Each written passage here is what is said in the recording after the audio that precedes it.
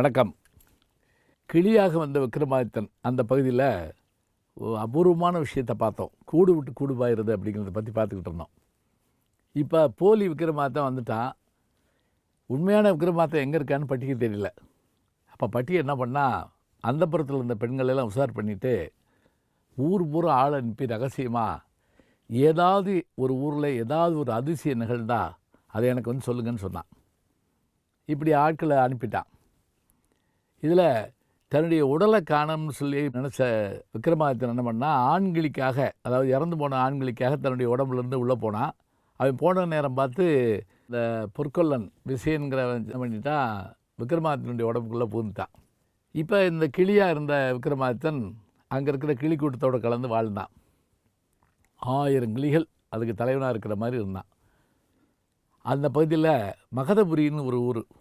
அங்கே ஒரு மணிவேடன் ஒருத்தன், பறவைகளை பிடிக்கிறவனுக்கு பேர் மணிவேடன்னு பேர்.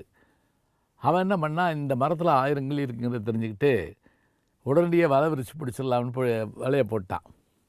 1000 கிளியும் மாட்டிக்கிடுச்சு.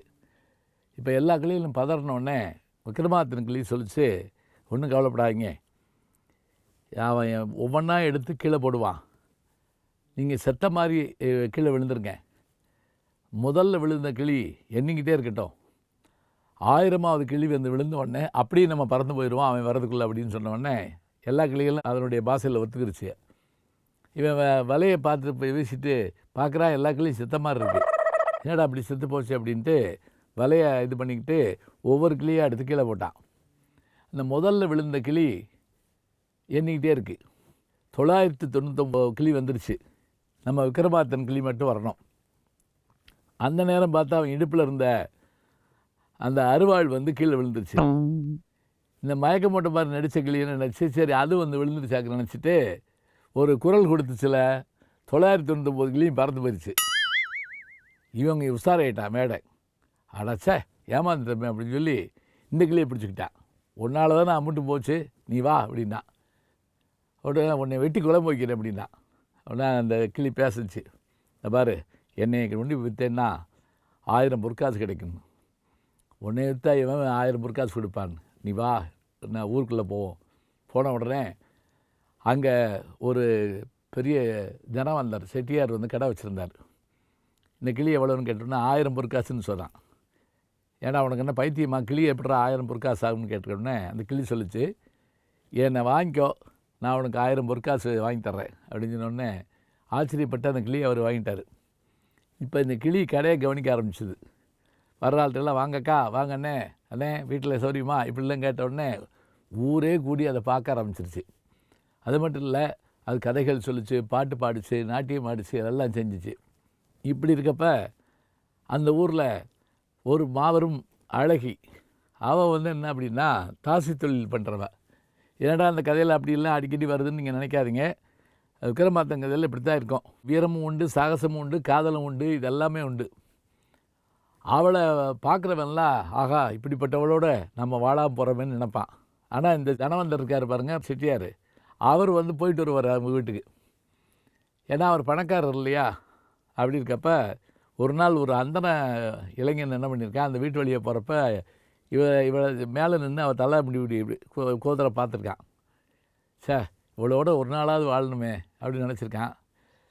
அதோடு மட்டும் இல்லை, தன் நண்பன்கிட்ட சொன்னான், எப்படி இவளோட நான் இருந்த மாதிரி கனவு கண்டேன் அப்படின்னா. இது அந்த வேலைக்காரி போய் சொல்லிட்டா. உடனே அந்த தாசி வேகமாக ஓடி வந்து எனக்கு 1000 பொற்காசு கொடு அப்படின்னா. எதுக்கு அப்படின்னு கேட்டிருக்கான். நான் எங்கே போவேன் உனக்கு 1000 பொற்காசுக்குன்னு, நீ என் கூட இருந்தே இல்லை.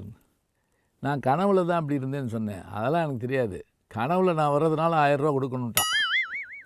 ஊரே இதை பார்த்து ஆச்சரியப்படுது. அந்த இளைஞன் பாவம் ஏழை, சாப்பாட்டுக்கு இல்லாதவன், கோயிலில் இதாக இருக்கிறவன், நான் என்ன செய்கிறது அப்படின்னேன். இப்போ அரசன்ட்ட போனால் அரசன் இந்த இதுக்கெல்லாம் போய் நான் பதில் சொல்லிக்கிட்டு இருக்க முடியுமான்னு சொல்லிடுவான்.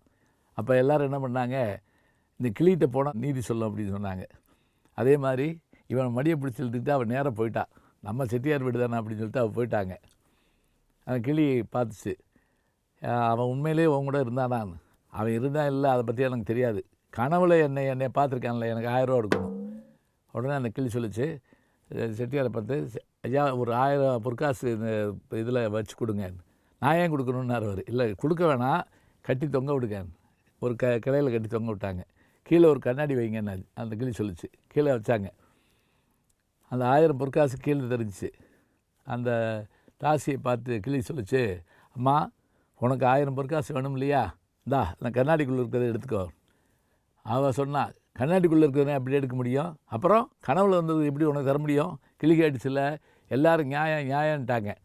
அவள் உடனே சொன்னான், இந்த பாரு என்னை அவமானப்படுத்தின உன்னைய பிடிச்சி கழுத்தறுத்து குழம்பு வச்சு கிளி குழம்பு வச்சு நான் சாப்பிடுவேன், அவன் புளி குழம்பு தான் சாப்பிடுவான் அப்படின்னு சொல்லி சபதம் போட்டா. உடனே அந்த கிளி சொல்லிச்சு, நான் என்ன பண்ணுவேன் தெரியுமா, உன்னைய முட்டை போட வச்சு கரும்புளி செம்புளி குத்தி ஊரே சுற்றி வர வச்சு அவமானப்படுத்துவேன்னு சொல்லிச்சு. பார்த்துருவோம் என்ன செய்யலாம் அப்படின்னு சொல்லிட்டு அப்போ 2 பேர் போயிட்டாங்க.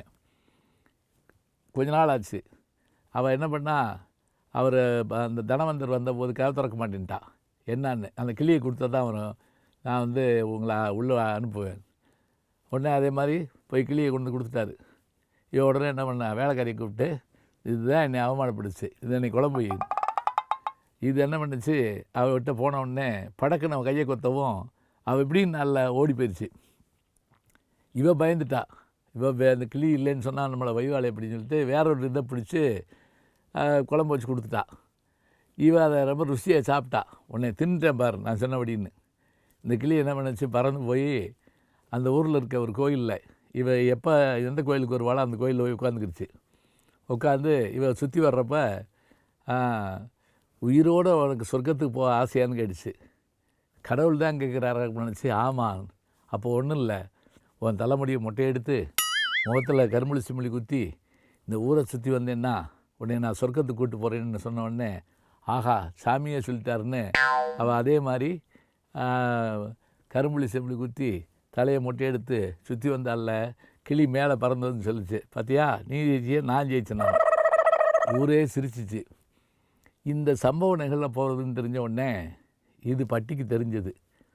உயிரோட சொர்க்கத்துக்கு எப்படி போக முடியும், உடம்போடு எப்படி சொர்க்கத்துக்கு போக முடியும், இது யார் செஞ்ச வேலை அப்படின்னோடனே அங்கே ஒரு கிளி இருக்குது ஆச்சரியமானது.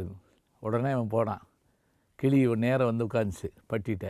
பார்த்திங்களா, இதுக்கு தான் உங்களை தனியாக போகாதீங்கன்னு சொன்னேன், இப்படி வந்துட்டிங்களே என்ன செய்யலாம், சரி நம்ம இங்கேருந்து புறப்படுவோம் வாங்க. கிளியை கூப்பிட்டு போனான் பட்டி. அங்கே அந்த விக்ரமாதித்தனுடைய உடம்புல அவன் இருக்கான். கிளி ரூபத்தில் விக்ரமாதித்தன் இருக்கார். இப்போ இந்த கிளி உடம்புல இருக்கக்கூடிய விக்ரமாதித்தனுடைய உயிர் தன்னுடைய உடம்புக்குள்ளே போகணும். விக்ரமாதித்தனுடைய உடம்புக்குள்ளே இருக்கக்கூடிய அந்த பொற்கொள்ளுடைய உயிர் வெளியே போகணும். எப்படி செய்கிறது, விக்ரமாதித்தன் கொன்னா உலகமே சேர்ந்து கொன்னவனை கொண்டு விடும். ஆனால் அவனாக வெளியே வருவானா, அவன் வரமாட்டான். ஏன்னா அவன் ராஜாவாக இருக்கான்.